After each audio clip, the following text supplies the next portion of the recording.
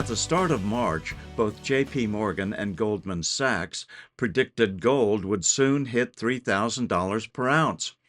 By the middle of March, it had happened. Call the proud Americans of the Patriot Gold Group today before it's too late. Patriot Gold Group is Consumer Affairs' top-rated gold IRA dealer 7 years in a row. Call 888-753-1647. Good evening. I'm still reporting on a remarkable development.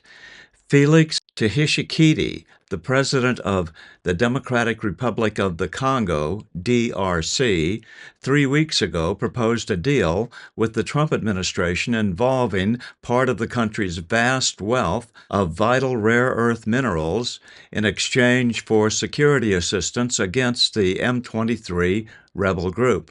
Mr. President, where are you now in your negotiations with Rwanda in light of the M23 movement in the east of the country? Je dirais qu'à ce stade, c'est le statu quo. Il a été décidé à Nairobi et à Luanda, j'en parlais tout à l'heure, de ces processus, de stopper évidemment le feu, d'arrêter le feu, de la part de passer le M23 qui nous agresse, et d'opérer le retrait inconditionnel du M23.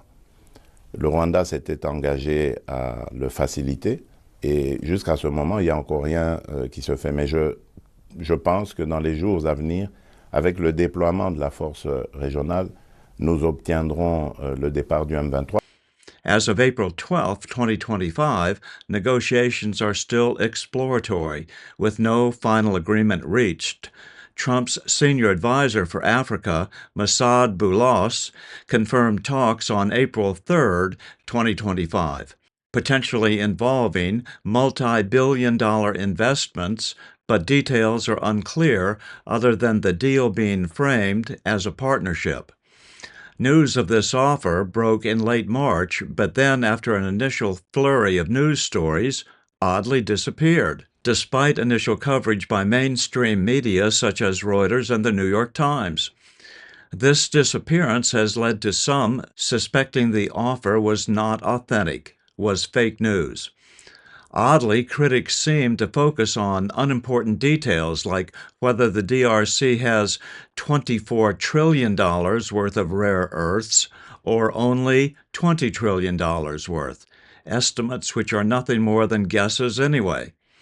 So we've spent several hours investigating, and there seems to be no doubt that both nations are negotiating terms but have not yet come to an agreement.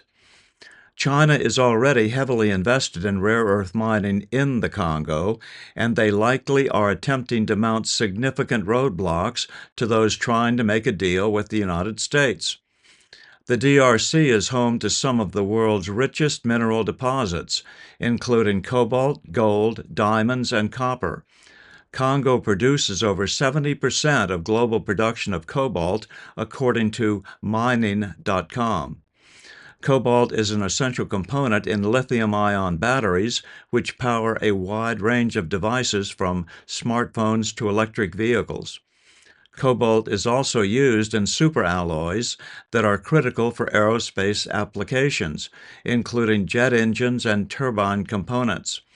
These alloys can withstand extreme temperatures and stress, making them essential for high-performance aircraft, such as the new breed of hypersonics currently under development in the United States. Cobalt is also used in solar panels and wind turbines.